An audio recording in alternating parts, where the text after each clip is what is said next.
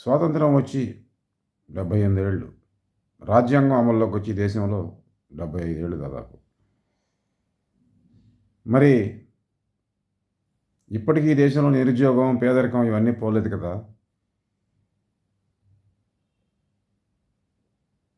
ఇలాంటి ప్రభుత్వాలని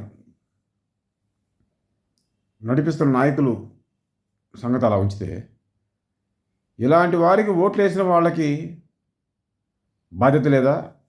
ఈ పేదరికం పోకపోవడంలో, నిరుద్యోగం పోకపోవడంలో, సమస్యలు పోకపోవడంలో,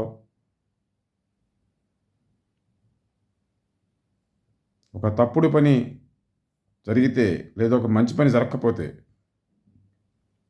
అది ఓట్లతో ముడిపడింది అయితే, ఆ ఓట్లు వేయించుకున్న వాళ్ళకి ఆ బాధ్యత ఎంత ఉంటుంది? అలాంటి వారికి ఓట్లు వేసిన వారికి బాధ్యత ఎంత ఉంటుంది? అభయాదేశం ఒక అవసరం. అభయ కలకాలం వర్ధిల్లును గాక.